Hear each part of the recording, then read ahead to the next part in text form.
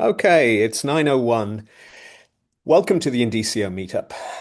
We have a very interesting conversation today that will capture some transformational change that's coming to the world of finance, which affects us all. So our guest is Amit Sharma. He is lead of global digital strategy at IDEMIA Public Security. As our guest, I'll ask him to give a brief biographical introduction. Well, thank you very much for having me. Yes, I'm Amit Sharma. I lead the global and digital strategy at IDEMIA and ecosystem growth, which is just a fancy way of saying regulatory policy and the engagements between both public and private sectors. Prior to joining IDEMIA, I founded and ran a regulatory technology company called Finclusive, which was really an orchestration across a number of anti-money laundering and financial crimes compliance tools built for emerging fintechs, digital asset companies, payments companies, and traditional banking. And prior to that, I was in global banking at companies like Mitsubishi UFJ, and also spent some time as a regulator at the U.S. Treasury Department, working really post September 2001 and the attacks of 9/11 in the growth of the policy domain and the regulatory compliance measures around financial crimes compliance and countering illicit finance like money laundering and terrorist financing. Great. And Heather Dahl is co-founder and CEO of Indicio. Heather, I'm sure everybody knows you at the Indicio meetup, but for those who will be watching, newbies watching, would you like to give us a short biographical introduction? Yes, I'm Heather Dahl. I have been working in verifiable credentials for almost 15 years, and Amit and I have actually worked in this space together, collaborating in our different roles over at least a decade now. It's hard to believe. And while Amit has significant experience in leadership on the regulatory side, having been working with regulators in Washington. My experience on the regulatory side in Washington is having covered regulations as a journalist in Washington. So I think we bring really interesting perspective, having worked, Amit working on regulations and my work over the years explaining those to the general public. And so I think this will be a very interesting conversation between the two of us.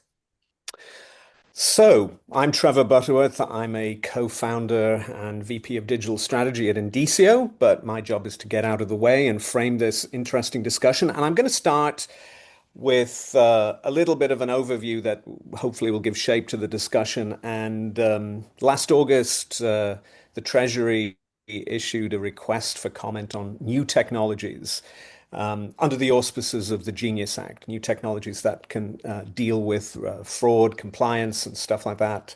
And the result was in March 2026, they basically listed four priority technologies, one of which was verifiable digital credentials. And they explicitly committed to issuing guidance on the use of verifiable digital credentials within existing identity systems.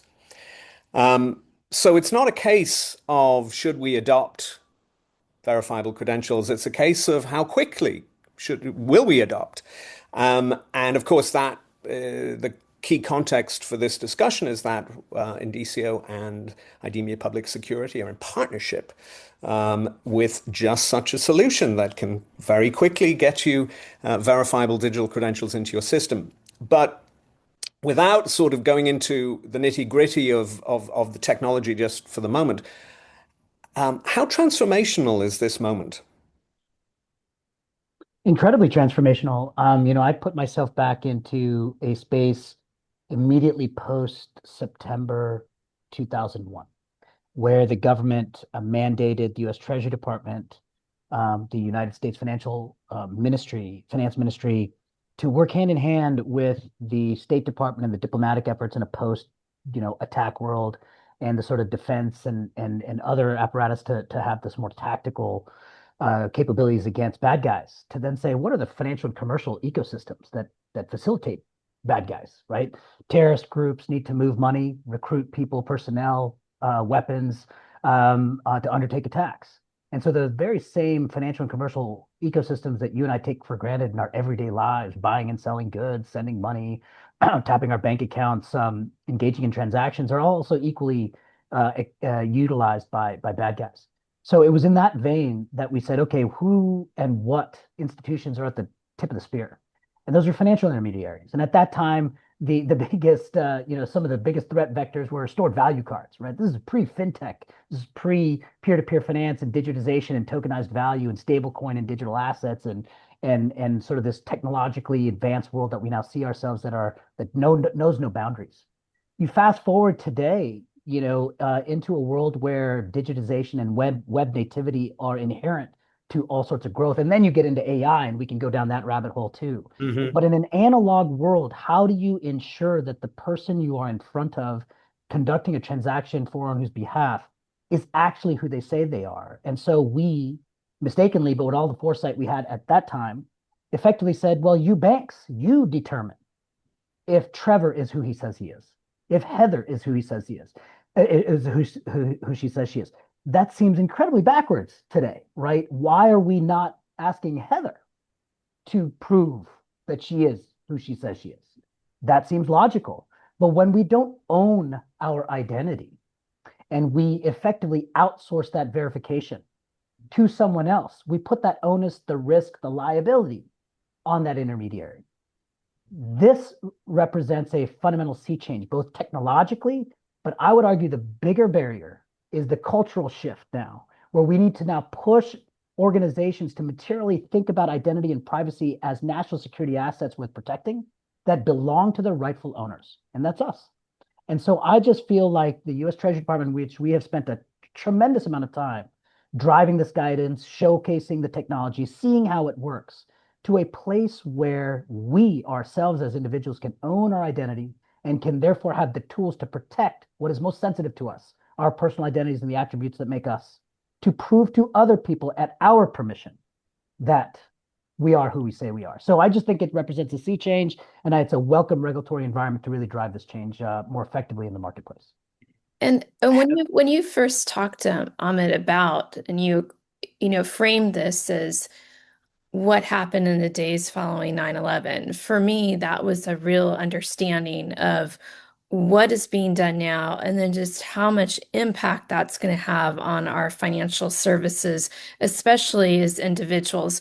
For many who go through know your customer or creating any kind of a financial services account, much of what we go through goes back to the regulations that emerged after 9/11. But I think we oftentimes forget that that was actually the impetus behind the experience that we have today.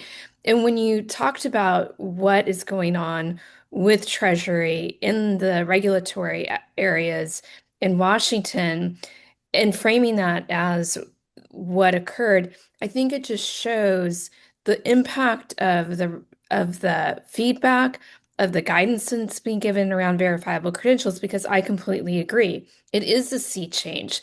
And 20 years from now, we'll look back at how we have the ability to define and say who we are to our financial institution rather than relying on a third party to define who we are because of exactly what is going on right now. And I think both of us saw all those steps that occurred in regulations after 9/11. And you're right, there's the same type of pattern.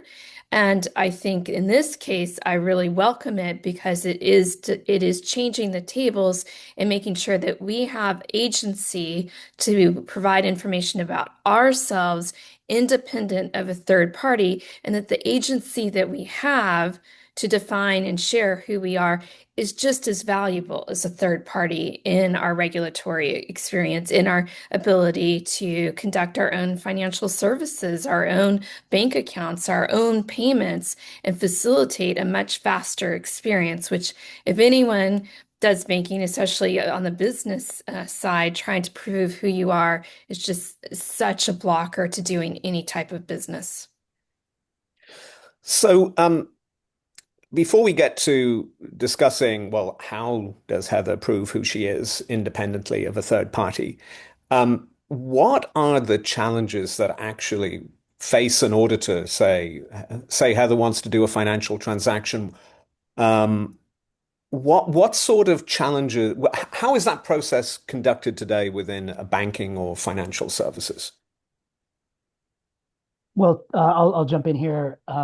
Having had a hat in the regulatory oversight side of things, we are only as strong as the tick boxes that we must ask our institutions when we audit them, right? So compliance has been less so about what it really ought to be, which is effective risk management.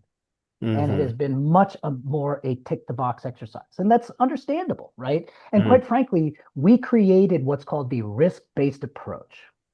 We codified that. We said within the context of the Bank Secrecy Act, and then we pushed this concept more broadly through the Financial Action Task Force, the global standard setter for anti-money laundering, financial crimes compliance, how a number of jurisdictions therefore look at their anti-money laundering and know your customer regimes. And in a risk-based approach, you're saying, I, as the financial intermediary, must assess the risk of this individual or company as I provide products and services to them and the activities that I facilitate on their behalf. That is right and good. They're in the business of that risk management. But then we overlaid a number of these, quote, analog tools and obligations that then said, make sure you don't let people in. So the incentive structure is misaligned with that compliance tick box approach. If I am the onboarding, know your customer office, I want to get as many folks into the environment. If I'm the anti-fraud office, I want to keep as many folks out of the office, right? There's a fundamental conflict. And if one of those offices is incentivized economically, reputationally, and from a regulatory compliance perspective to minimize intrusion in, I'm going to block even good guys because my anti-fraud control should show efficacy year on year. That is fundamentally counter to those Mm. in the front office trying to bring business in, where they're saying, look, how do I get that individual in or business in the most frictionless, seamless way possible to get them into an account and establishing engagement so I can provide products and some services to them. So there's a misalignment there. And that's really the challenge. The second comes from that and is exacerbated by technology always leads regulatory engagement. So if I'm a regulator, I am going to the boundary condition. I am saying I don't want rogue states like North Korea and illicit actors like terrorist groups and fraudsters and hackers to exploit Heather or Amit or Trevor and their information. So I'm going to lock that down. And here's a bunch of tick the box steps to showcase that you're doing that. What it misses is the trust signal. And we are not incentivizing trust sharing. We are incentivizing counter illicit activity. And that's a Mm. fundamental business model shift.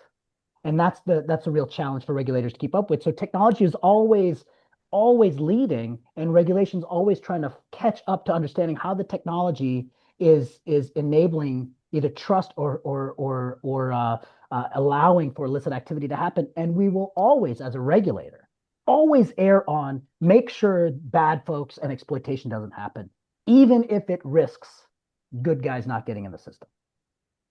And, So, Heather, how do verifiable credentials change that equation and address both the front office who want to bring customers in and the back office who want to keep the wrong kind of customer out? and you add the layer on that, the expectations of living in a digital life. So there Hmm. is a complete misalignment between how financial services, for instance, consumer banking, is actually conducted versus the expectation on us as individuals to move at the speed of light. And they are completely misaligned. So, for instance, the expectation is, oh, you can move money just like that, right? You can just send a wire. We still rely on wires.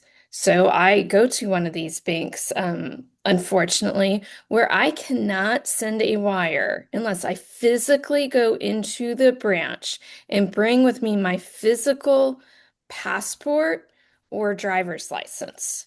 That is a complete misalignment between the expectations of me being able to send money, even a wire, and what it actually takes to do that. Which you think, okay, just go down to your bank branch and do that. But what if my bank is a regional bank and I'm sitting on the other side of the country?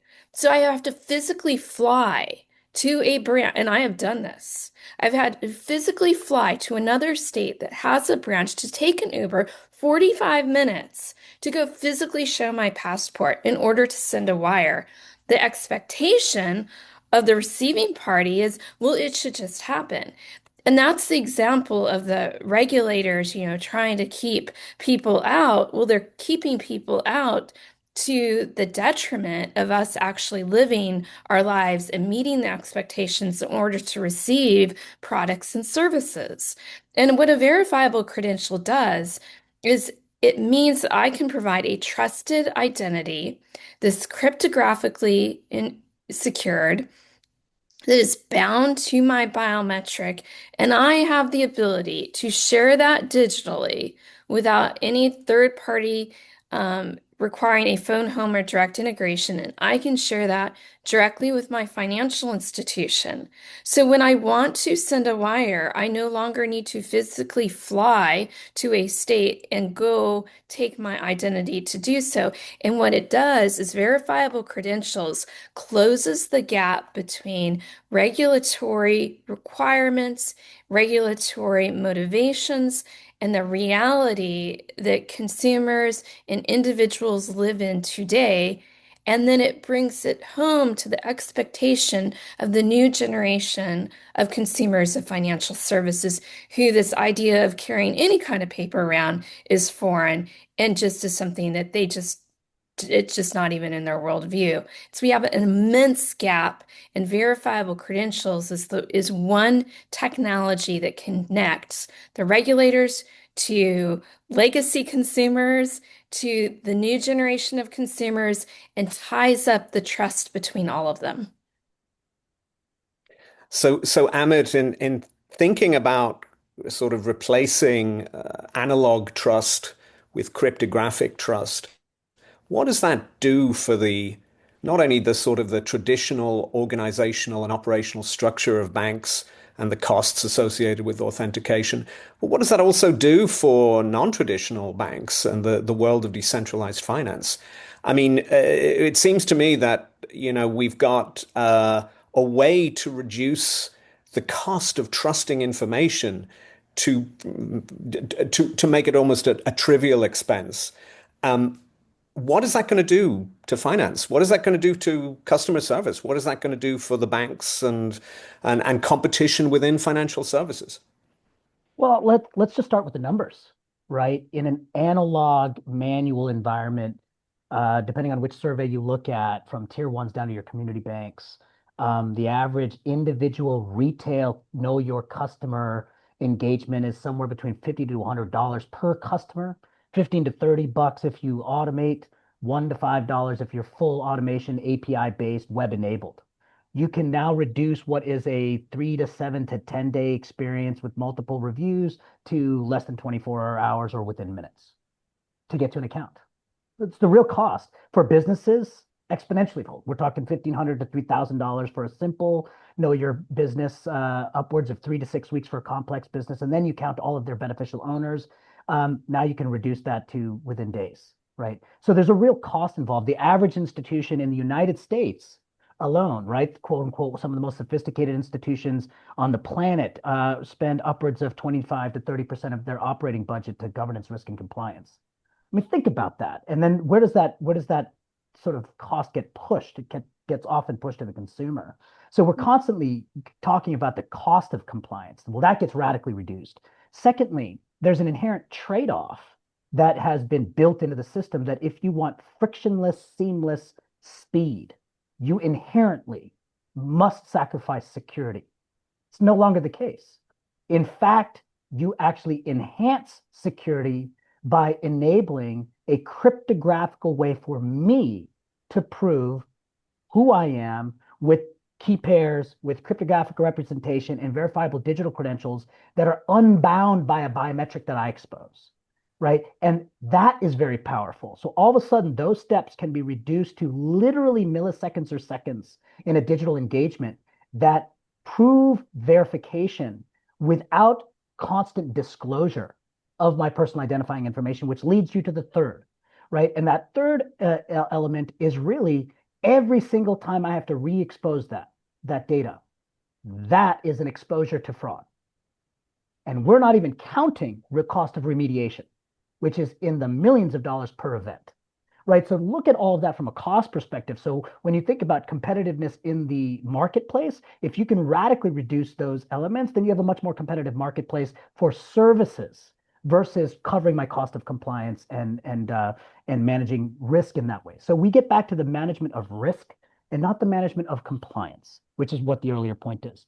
And so now we Mm, get into peer-to-peer decentralized engagements that are now unlocked with a digitally native, web native digital ecosystem, which is where we're all going. That is fantastic. Now we've got additional factors here. Artificial intelligence can automate processes, and we also have to ensure that artificial intelligence enabled factors like AI deepfakes and agentics don't then muck up those elements where I have now challenges to understand if that agent has a verified person or entity behind it, right? So mm. these are the kinds of things where technology applications are hugely helpful, and we have to continually be vigilant to the guardrails we put around that automation in ways that reduce costs and frictions in tandem. But this traditional trade-off between security and friction or seamlessness and speed is no longer the case.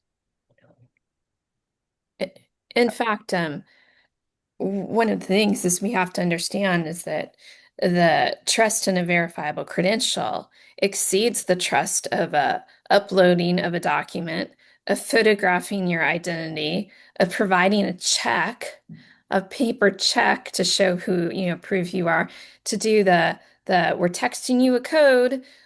It exceeds all of that. And so while we want to continue to like stick with all these friction ways of trying to prove who people are, we have a frictionless way that exceeds the trust in the previous ways. And we have to acknowledge that if we are truly trying to reduce fraud, to reduce the criminal activity, to improve the customer information, we need to use the technology that does that, and it's a verifiable credential. It's not uploading a PDF. So, and to sort of take on the uploading a PDF, of course, this is all happening, this transformational change right at the moment where we're sort of really grappling with the transformational changes brought about by AI, and that has a clearly negative aspect. It also has a positive aspect. But I mean, the Treasury one is one of the issues that the Treasury had brought up in the March report was its concern about deep fakes, which I'm not sure I'm not sure in the security and whether on the security side or the consumer realm, people have really gotten to grips with as an existential threat. You may want to comment on that, but how is this verifiable digital identity a way to solve or a way around the negative challenge of AI, the ability of AI to generate forged documents?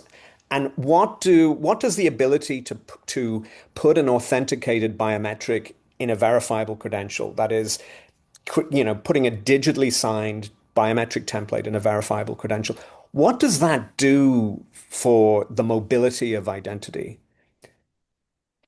Well, I'll start here, and Heather, please add to this because I love how you describe some of these tools in very simplistic terms from a technological perspective. I'll offer 2 points here. Um, AI is powerful when we dictate what the AI wants, what the AI should do, right? But AI also creates an always on 24/7, 365-day a year internet.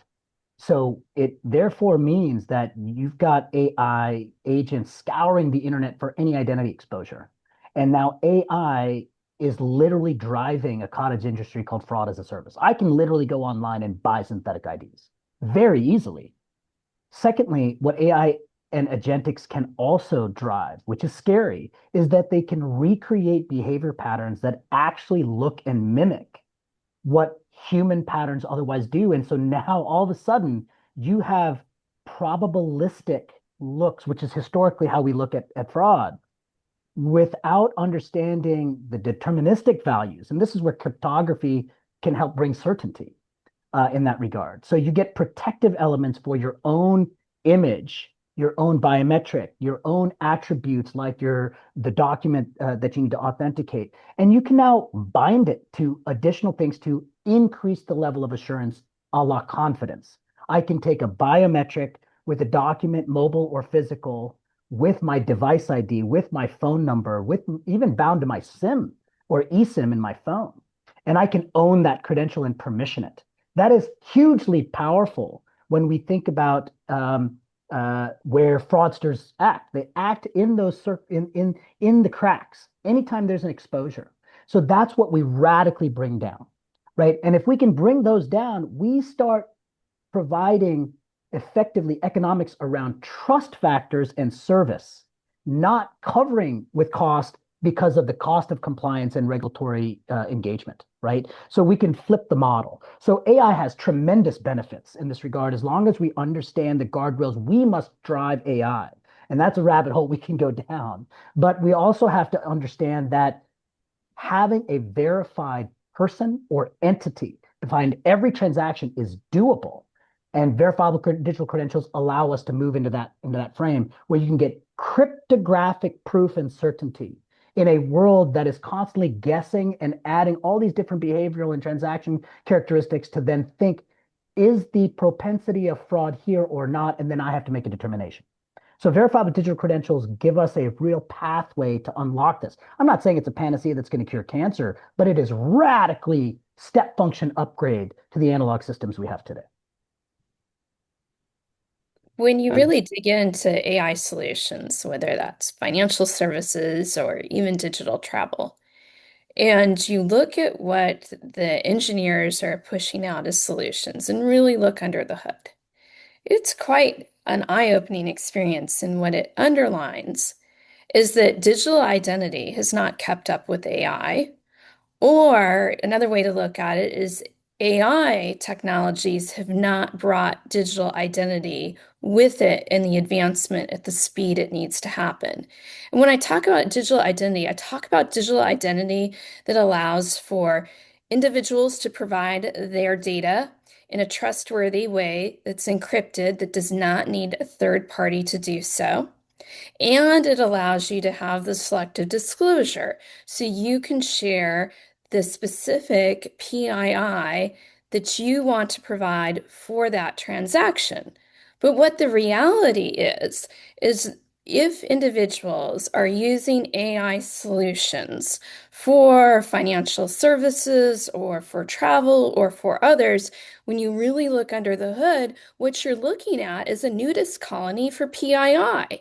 It is just everywhere. It is not being protected. It is being read and used in ways that may or may not have been consented to. Why? Because the AI technology has advanced so quickly that it is not allowing for protection of digital identity. And because your average consumer does not understand what's going on under the hood, and I would argue that many in enterprise don't understand what's going on under the hood, it means that there is this gap.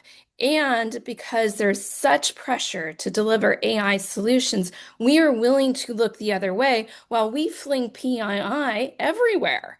And that is something that a verifiable credential immediately changes today.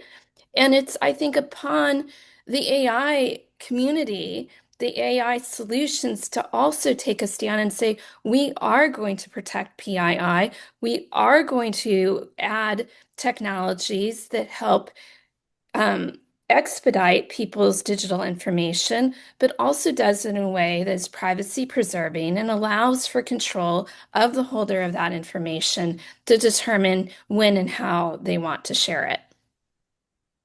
So in seeing, so we have this identity that's reusable, but identity that must be able to cross all sorts of different borders, whether they be virtual or national.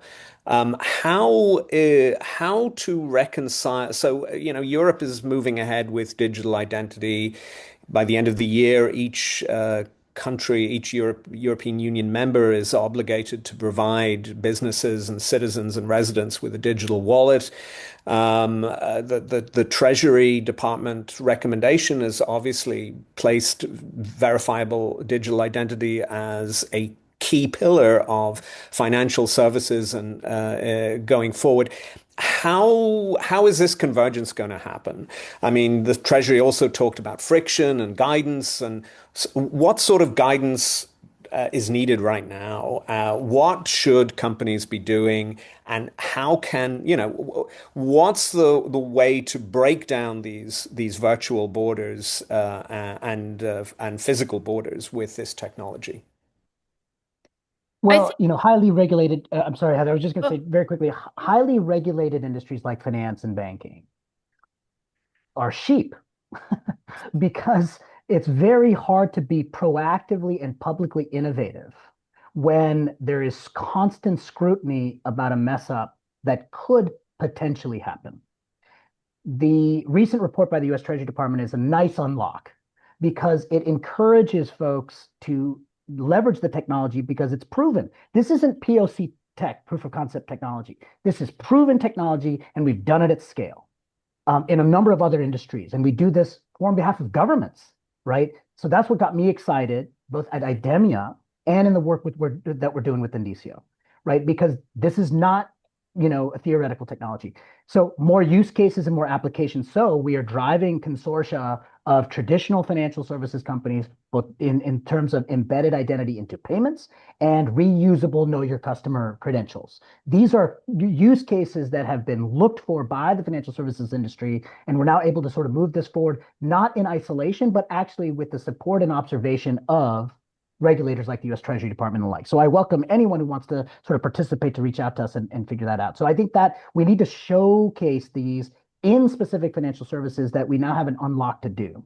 And the second piece is therefore driving the regulatory conversation, both in terms of the best practices guidance, which we are all helping the regulators form, but also in legislative guidance, whether the vehicle is Clarity Act and market structure as it relates to digital asset reform, Energy and Commerce Committee pushes on U.S. competitiveness and technology. And finally, and I cannot stress this enough, right? And I get made fun of for this comment often. I'm an equal opportunity antagonizer here. Big tech and big finance needs to stop monetizing my kids' data. Generation Z and forward are digitally native, whether they asked for it or not. So our personal data, from our social security numbers to our dates of birth, to our likeness, to our likes and dislikes, and the attributes that make us who we are constantly exploited and monetized. We need to make it harder, costlier, and quite frankly, illegal, unless consented, to monetize my data that's mine, which means elevating identity and privacy to a critical national security asset. Because let's think about it. Everyone from North Korea and state-based actors to fraudsters to the hacker sitting in a basement downloading lines of code. It's the exploitation of your identity data that allows for the monetization and engagement in sensitive sectors. It's identity at the crossroads. Identity and personal privacy must now be elevated not just as a simple consumer protection issue, but a national security asset worth protecting. And so these are the three fronts that we're trying to drive to scale this technology. and what you just say underscores the importance of providing verifiable credentials for identity and AI. And I set this saying, I'm not here to say, oh, the sky is falling because of AI. I think AI is extremely powerful. I think it's the biggest, shift we'll be able to do in 1 year what we did in 10 years. But we can do so much more if we're using authoritative, trustworthy, privacy-preserving digital identity. In fact, by not using it, we're cutting ourselves short on what we can do with AI. And in fact, we could do so much more if we were using verifiable credentials in AI. And I think that's the piece that's missing here. And just like what Amit said, if you are in R&D or product development, or engineering solutions and financial services, and you have not looked at this Treasury report, you need to do so. This is one of your top 10 tea leaves of where you go in the direction of your solution for 2026. So this is something that you need to review, you need to be familiar with, and you need to take it up the chain. It's enough to put it in a weekly or monthly report. It's enough to present it to leadership above you. This is something that you want to flag because oftentimes I know Amit, you're in the same situation. We get asked all the time, what's the US doing with verifiable credentials? What's the US doing? Here, it's in an actual U.S. agency report from Treasury. This is what the U.S. government is thinking about. And so you don't need to ask us this question anymore. It's right there. Get the report because, I mean, I think, Amit, when we go back to the start of our conversation, what was coming out of the agencies after 9/11, there were a number of reports that people didn't pay attention to that ultimately became legislation that we get to experience in our daily lives every day. And I think this is one of those reports, right? That we're going to look back and say, this report came out, and here's how it moved to legislation that we have to deal with every day. I mean, is that your read on this report and where Treasury is going here with this? Yeah, and other functional federal regulators and states are following suit. I mean, look what's happening in places like Utah with the state endorsed digital identity initiative. Other states are looking at this. I think the sign of the times, especially child-related exploitations, whether it's adult content or other like, are pushing us in that broader direction to understand that we should own our identities. I think all of that is good, helpful, sort of pushes forward. But yes, Heather, in short, I believe it is a sea change that we must jump on and amplify. And without amplification, markets don't react, right? And so the markets have to react to now a regulatory opening in that regard. I'm about to post a few things on this because of all of these pushes. You had the report, you had the executive orders just come out in terms of financial technologies and the integrity of the financial services ecosystem, the push on digital assets, the markup and announcements that the Senate Banking Committee had put out on clarity. One thing that we need to make more explicit, not less, is digital identity as an infrastructure layer technology.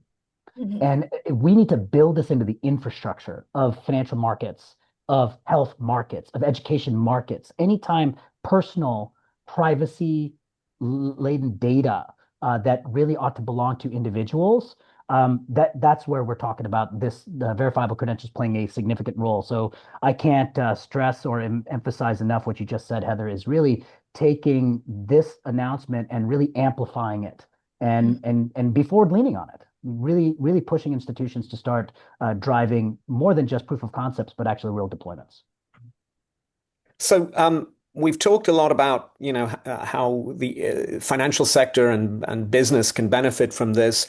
How how would you explain the benefit and almost sort of a roundabout way take up, sort of these companies adopting this technology need to be able to explain it to their customers who are not necessarily part of these kinds of discussions. So how would you explain the benefits to the customers, to the businesses that are reaching out to the customers? Why should the average consumer see this as a huge benefit? What will their lives look like in the next 5 years as this technology comes along? Well, I mean, misinformation and disinformation abound, right? So we have to clarify some myths. Here are a couple. I'm in India this week, right? And we're having these explicit conversations on persistent digital identity credentials in the context of Know Your Customer. We're meeting with everyone from the Reserve Bank of India and regulators to the National Payments consortia to a number of banks. First myth is, oh my gosh, I don't want these institutions owning my biometric and I need to protect my privacy. Well, guess what? If you're holding an iPhone, a Google, an Android, a Samsung phone, guess what? You're being surveilled. Like that's the starting point. It's not like your privacy is now going to be somehow now at risk. It's already at risk and being exploited. So we're starting from a baseline that we need to put that sort of cat back in the bag, right? If you will. So that's one myth. Secondly, personal ownership and agency, right? Personal ownership and agency of your identity data means you now have an obligation, which moves from the single point of failure and concentration risk of banks and other financial intermediaries owning that personal data to one of shared privacy. right? One where I own my data and I can permission it to the verifier. Third is, are we permissioning the information that's pertinent, right? The classic example, you go and buy a beer at a pub. Why am I handing over my address, my hair and eye color, whether I'm an organ donor status, my sex? None of that's relevant to my buying that beer. None of it. We are doing the digital equivalent of that every day, all day long through web-based intermediaries, right? And that is the nudist colony, right? What we wouldn't send our kids naked down an alleyway with no lights on. Why are we doing that constantly digitally? We are Mhm. doing it constantly digitally, right? So we need to take those back. And so, and then finally, it's the incentive structure, as we talked about before. It is too powerful an engine right now to monetize people's personal data, and we need to put that in the bag, right? And create the incentive structure to a payment for a service unlock versus the payment for personal exploitation, right? There's that great quote 25 years ago, right? It's like, when the service is free online, guess who the product is? You. And we need to shift that model. So those are the three, four sort of answers to that question, Heather. I'm sure you've got amendments or additions to that. Heather, there's Yeah. a comment in the chat that says, what can be used as a carrot rather than a stick? Could fin services charge less to clients that use VCs to economically encourage adoption? And we have a nice little comment thread there. So I think so. And I think making sure that people know it's frictionless is really important as well. I mean, I think, Amit, what do you see from your experiences in financial services that could provide incentive? The first is, and the comments are spot on here, right? We don't often look at the cost of remediation against fraud as a real risk, right? Until after the fact. If you actually add up all those costs, it's a real cost to the financial intermediary, a real significant economic cost. So the avoidance of a potential cost is equally, if not more powerfully, an incentive driver, and we need to drive those.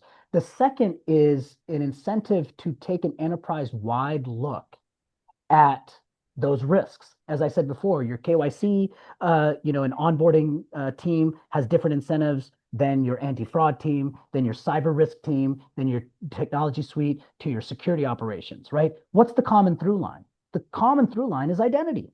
So, but they are all, especially in large institutions, they're all making different buying decisions within their own silos. And so often that same institution has inherent conflicts built into its own economic model because of the business decisions they've made with 4 or 5 vendors that are non-interoperable, which means that the information becomes siloed even in those institutions. And all of a sudden you get realities like, I've been a 10-year customer of a bank and I go in to get a mortgage and they're re-KYCing me. Like, what? Why? Right? So these are the kinds of things. So the cost of redundancy, the cost of remediation, improved performance, more deterministic versus probabilistic, less guessing, and more data. And that's what verifiable digital credentials really help unlock.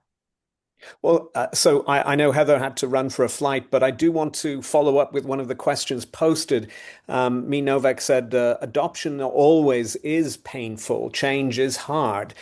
But this, in terms of the solution that we have partnered on, though, this is how would you, I wouldn't, I mean, obviously I'm biased, as you are probably biased too. But one of the virtues of this technology or verifiable digital credentials is that the implementation is not that hard relative to other technologies. Well, any comment on that? Yeah, I mean, my first comment on that really goes back to an earlier statement that Heather and I had made around not just the incentives, but sort of the how would I say, the misunderstanding of what this technology can in fact do, right? Like I said, I work at Idemia Public Security. We provide all the CAT cards for the Department of Defense, Mm, right? We do TSA pre-check.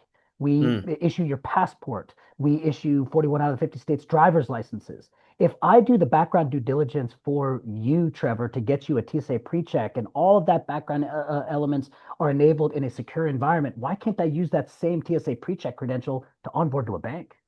hmm Right?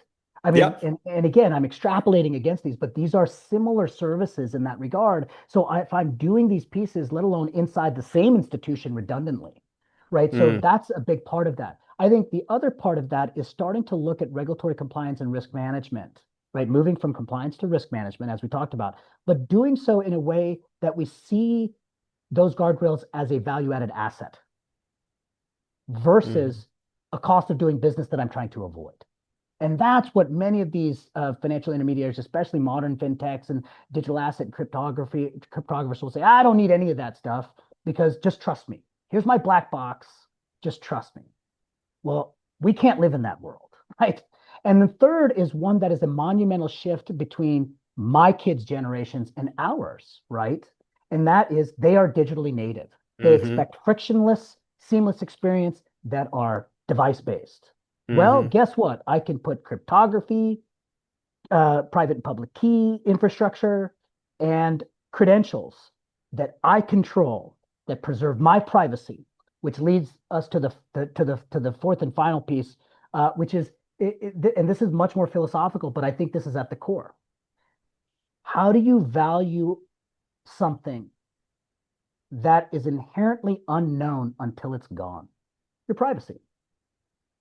What's the cost of that? The average cost in a number of different services is all the average American will pay $1 to $5 ish for protecting of privacy. That number goes to $80 to $100 the moment they're hacked, right? So we need to flip the model and go to a place where we say, actually, trust signals are the value added asset against a privacy and identity formation that is at the heart, the greatest national security asset that we preserve. mm, If hmm we move to that model, then the economic incentive structure for private industry to innovate is no longer an exploitative, extractive model, but one hmm that says, I am empowering you, the individual, you, the entity, to verify and validate yourself so I can unlock more services for you. And that's an incentive structure that, from a monetization perspective, also needs to shift. And that's more philosophical than anything else, Yeah, I yeah. would argue. Well, but I also think that, history has shown that when trust decisions are rewarded, prosperity ensues. When people can, it's the foundation of our, modern market economy. And to me, it seems that if you can render trust in identity fully portable, whether that's identity of individuals or identity of organizational identity, also which can be managed through verifiable credentials, you really have a single global market where information is frictionless and where people can make business decisions with the certainty that the information they are, whether it's me at the other end of the line, or even whether it's specific kinds of data that we've attached or put in a verifiable credential, that can be operated on immediately. And that seems a way, a positive, the positive. I mean, there's you've highlighted the reasons why we should do this as a sort of fundamental existential risk. But there's a fundamental existential benefit to being able to trust who you're interacting with. And in a global digital economy, those trust decisions can't be made because, what, we've had a beer or a coffee, and I've got to know you and I see who you are, and I agree that, well, yeah, seems like a good guy. I'm going to trust him. We can't do that. That's the old-fashioned way of trusting. But cryptography provides this new way of bringing people together around, to make decisions that benefit everybody. So I think that's probably harder to realize when you're making this argument in terms of, general sort of business, the day-to-day of business of getting customers, et cetera, et cetera. But when you think about how technology actually changes the world, my favorite example is the telegraph, right? People thought, oh my gosh, it's great. Somebody sent a message from Baltimore to DC. That's really wild. And within several years, you get a rail network that's able to across the United States because signals can be trusted as to where trains are, right? You don't have to build two tracks, which is financially impossible. Then you get an organization, then you get organizational systems built around that are able to scale up companies. I mean, the railroads were the biggest companies in the world at the turn of the century. And then somebody thought, hey, why don't we wire money? And literally, Samuel Morse could not have imagined what his technology or what that technological change would do once it became available to lots of people. And that's what I think there's the real power of verifiable credentials is to make information trustworthy, not just information about identity, but information in general. And that can seed autonomous systems, agentic systems, any kind of system with the information that can be trusted. And of course, we also are able to govern this in a way that's fundamentally human too. But that's a whole other story. So anyway, that's my five cents worth. I think if you have a wrap up comment, I think now's the time to make it. My two cents is one, I just emphatically and fundamentally agree with you, and it was that last comment. Are we building to the human? Last year in 2025, I think the statistic was 54 to 55% of all interactions online are bots. I mean, think about it, Red. Think about it. Greater than one out of two transactions or interactions you have online, there's not a real person on the other side of that. That's only growing at scale, Hmm. right? So all the challenges we talked about before, those are being exacerbated. So who are we putting at the center? So I will leave you with this, and I use this example a lot because it's a reminder. I've got a senior in high school. He spent the last year applying to colleges. He provided all of his educational and academic history, his biometric health data because he's being recruited for athletics, and his entire family's financial and economic picture for tuition, grants, scholarships, FAFSA, student aid, etc. Online through intermediaries he doesn't control. He's never been on social media. We didn't give him a phone until he was 16, 16 and a half years old. And the day he turns 18, he's getting targeted ads, knowing with his likeness, knowing his income level, knowing that he's an athlete, knowing where he's going to go to school. Think about that. He never permissioned that. Hmm. Now, this is a rated G conversation, but I drop a big F bomb. Our kids are really effed if we do not build the internet of the future in our kids' image, what we want them to inherit, because they have no choice. I am also a sixth grader whose social security number is online and he didn't put it there, right? So we need to build systems that give agency back and identity at the core. And that's the takeaway. Let's build the future with our kids in mind. And I don't care if you're an anti-fraud control person, you're a regulator, you're an investor. If you can't ask in the boardroom, in an investment committee, in a regulatory markup, the first question you should be asking is this good for my child? Every other question should follow from that. That's my takeaway. Amen. Bravo. Thank you so much, Amit, for joining us this morning or from this evening from India. Thank you to all our guests. This will be posted on LinkedIn and online, where you can review all this insight at your leisure and spread the good word to all your friends and colleagues. Thank you so much. Have a great day. Thank you, Tons.